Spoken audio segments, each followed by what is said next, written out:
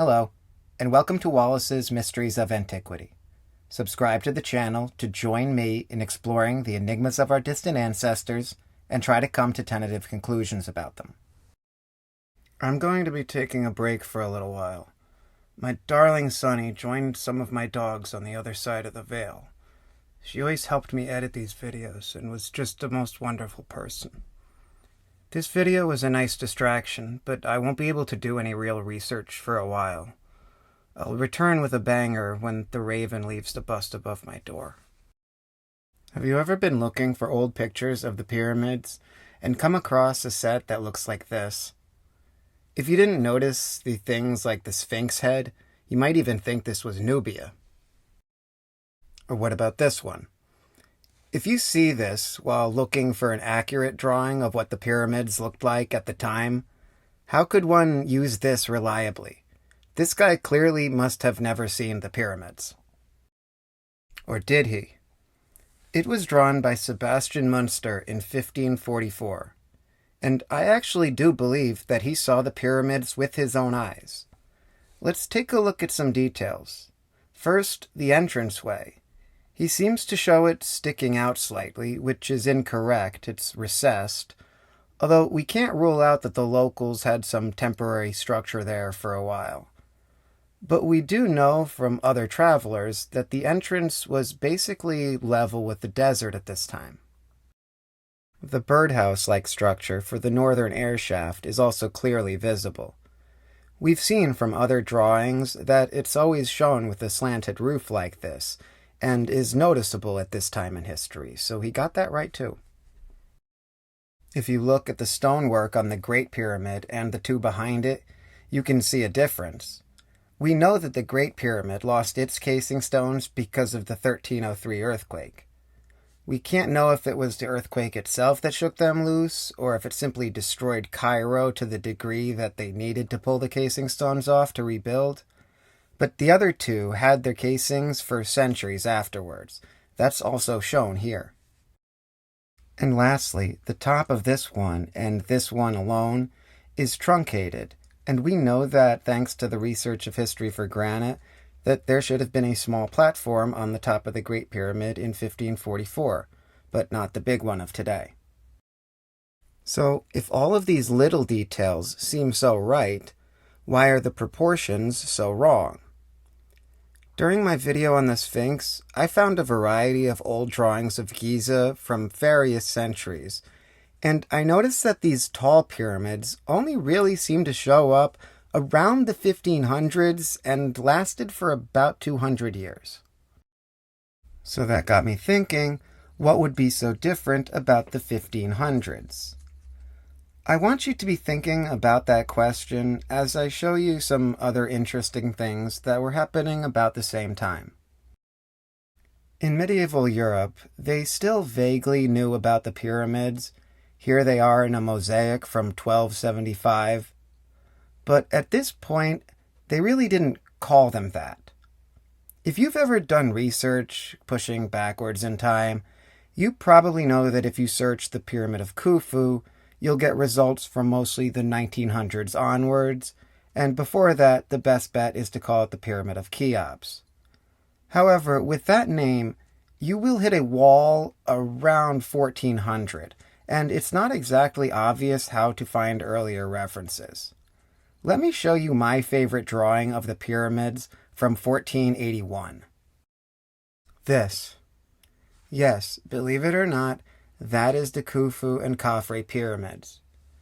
You know, I get a laugh from weird stories and silly stuff from the past, and I love this one, mostly because the artist literally didn't get a single feature correct.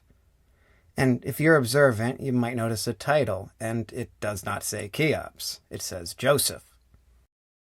For references from Europe from about 500 AD to 1400, you need to search the Joseph Pyramid, or more commonly, Joseph's granary. My favorite thing about this drawing is how not only does it get everything wrong, it doesn't even match the description that describes both the third smaller pyramid and a small door on each. You may be wondering what this has to do with tall pyramids. I promise it's all related. The name comes from the story in Genesis, where Joseph stores grain so that when there is a great famine, everyone can still be fed. And in medieval religious manuscripts, there are often random scattered decorations in the margins called marginalia. And since this is a religious story, I would not be surprised if there are marginalia of Joseph's granaries hidden in old Bibles and religious texts from that entire period, particularly around Genesis 41.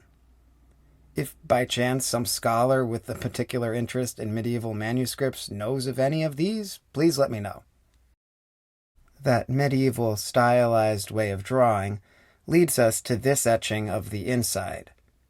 We have detailed descriptions of what the insides looked like in 1623 when this drawing was made by Heinrich Ranstow, and although heavily stylized, we can see a great amount of detail. Thanks to channel friend Lawrence Van Vliet for showing me this drawing. I've linked his academia page below. The well shaft is present, though not quite in the right place, as is the grotto at the bottom of it. There appears to be the first part of the tunnel leading from the wall of the Queen's Chamber.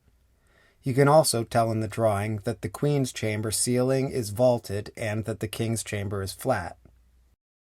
He even has the coffin in more or less the right place. So despite being stylized, this one is also quite representative of what was really there. Notice the lower section is not shown, which we also know must have been the case from other travelers. It was blocked up at the transition to the upper section. I got excited when I saw this because I've wondered about the removable stone in this exact place where he seems to have drawn a door. But I'm pretty sure this is actually the niche from the Queen's Chamber, accidentally just drawn in the wrong spot. It could also be a misunderstanding of the hole in the floor that was at this location at the time, but there's actually seems to be more data encoded here than first meets the eye. Ask yourself, why might the artist curve some of the passageways that we know are not curved? Again, all of this is related to the tall pyramids. Van Vliet also pointed out the possibility that this could just be the air shafts. While the northern one is just a square hole, the southern one does have an appearance that could look like a rounded doorway. Then we get an example of George Sandys at around the same time, and this art style you probably recognize, as it becomes a lot more prevalent between 1600 and the early 1900s. Notice that these pyramids are actually taller than they should be too, though. By the late 1700s and Grobert, that style, called hatching, has become dominant, and the level of detail has greatly increased. Why? Why the sudden change in style, and what does all of this have to do with tall, pointy pyramids? Or the name change from Cheops to Joseph and back? It's all because of one man. In my opinion, excluding world leaders, Johannes Gutenberg was probably the most influential man who ever lived. The Renaissance would not have happened without him. The whole modern scientific age would not have happened without the invention of a single device. He saw how the French wine presses squeezed grapes, and realized he could put ink on raised letters and press it into paper, and that would forever change the world. Gutenberg produced a series of legendary Bibles, but his dream seemed to have been to get as many Christian Bibles into German hands as he could. He wanted every peasant to have them, and he started mass producing. Images could be copied instantly with a single stamp, as opposed to having to manually copy it each time. They'd etch their pattern into a copper plate covered in wax, then submerge that in acid, allowing exposed copper to be eaten away in the pattern they want and provide a place for the ink to go. Printed media no longer took weeks to copy by hand.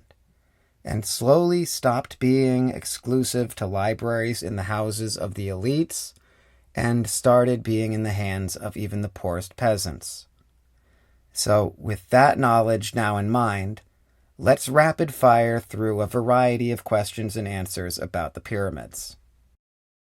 Why did the pyramids get their Greek names back after being called Joseph's granaries for 1,000 years? Because Pliny and Herodotus were back in circulation. Here is an edition of Histories published in 1592. Why do we get a rapidly increasing level of detailed drawings? Because the technology of the press is rapidly improving. You are seeing the very beginning of copperplate etching versus a mature technology by the time of Napoleon. Here's one that's a little bit more involved. Why are the hallways curved? This one may not quite be as obvious, but I'd like to think about how I would draw such a long hallway, and I wanted to show both ends of this hallway in a drawing I made a few years ago. I did it with curved lines. Curved lines allow you to get more length in a confined space. This was actually another insight of Van Vliet. In modern times, we have something called 5-point perspective that lets you do this fairly easily. You can see my construction grid in this early draft of the drawing, so I've personally used this technique. Thinking along the same lines, why did pyramids get progressively wider in the drawings? Even as accurate as Sandy's is, those pyramids are still way too steep. Because in the Grobert image, this is the spine of the book. And this is where the page folds over. This Grobert image is 3 full pages across. That was simply not possible using a Gutenberg printing press. This is a 1 page at a time type of machine. So, now circling back to the first thing, why are the pyramids so tall in the 1500s? To fit in the same aspect ratio as the Gutenberg Bible. He needed to draw his image to fill a specific size and shape. So he squeezed the view horizontally to be able to show all 3 pyramids. But that's the only stylized thing he seemed to do, and it was due to a limitation placed upon him by the printing press of the time. I honestly believe that Munster saw the pyramids with his own eyes. The shape of the entranceway, the shaft window, the casings, the summit. He either witnessed it for himself or he read accounts that were so detailed that he knew that this was not physically correct. Even if he was going by Herodotus, who claimed it was 800 feet tall, or twice its actual height, this is twice of that, so he knew that this was wrong. So despite these drawings looking so weird, we can use them as evidence to support that, for example, the Khafre and Menkaure pyramids were still cased in the 1500s, but the Khufu one wasn't. That the sands reached the entranceway, that the birdhouse was somewhat prominent, and that the subterranean section was not known. So be careful dismissing stylized images. I mean, sometimes they are just bad.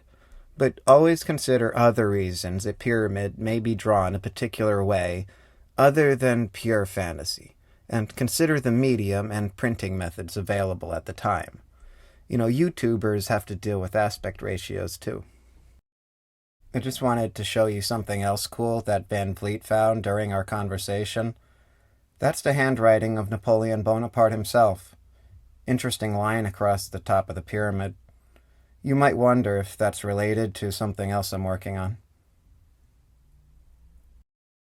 Thank you for listening. Respectfully post your thoughts in the comments below, and subscribe if you wish to continue to join me in exploring the enigmas of our distant ancestors together.